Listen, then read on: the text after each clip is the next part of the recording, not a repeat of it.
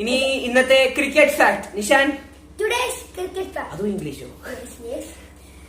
Nowadays IPL is so fun to watch, right? അതെ, ഇപ്പോൾ IPL കാണാൻ വളരെ രസമായിട്ടുണ്ട്. ബാക്കി Translation വേണ്ട. Translation no. Okay.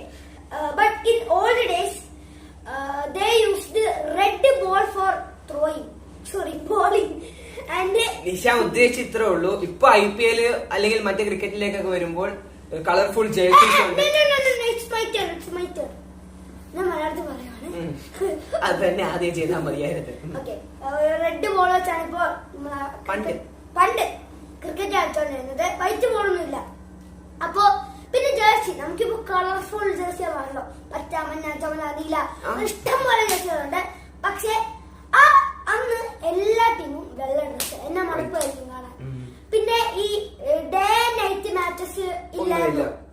Only day, രാവിലെ മാത്രമേ ഇംഗ്ലീഷ് കളറുന്നുണ്ട്. രാവിലെ മാത്രമേ പണ്ട് ക്രിക്കറ്റ് കളികൾ ഉള്ളായിരുന്നു. പക്ഷെ അതിനിപ്പം ഒരു മാറ്റമുണ്ട്. ഇപ്പൊ ഏത് സമയം വേണമെങ്കിലും നമ്മള് കാണാറുണ്ടല്ലോ ഡേ നൈറ്റ് മാച്ചസും വൈറ്റ് ബോള്. അപ്പൊ ഈ ടെക്നിക്ക്, ഇതുപോലെ സംഭവം ക്രിക്കറ്റിലേക്ക് ആദ്യമായി കൊണ്ടുവന്ന ആളുടെ പേര് എന്താണെന്നറിയാമോ? കെറി പാക്കർ. കെറി പാക്കർ ആണ്. ഒരു ഓസ്ട്രേലിയക്കാരനായ ബിസിനസ്മാൻ ആണ്.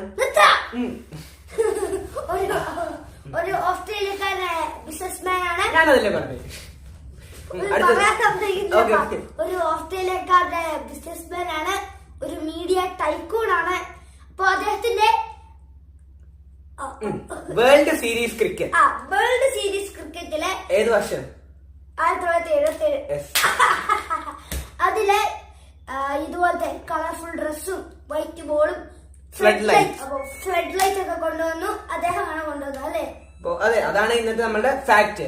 കെറി പാക്കർ ഈ വൈറ്റ് ബോൾ, കളർഫുൾ ജേഴ്സീസ്, പിന്നെ ഫ്ലഡ് ലൈറ്റ്, ആ സംവിധാനം ഒക്കെ കൊണ്ടുവന്ന വ്യക്തി കെറി പാക്കർ.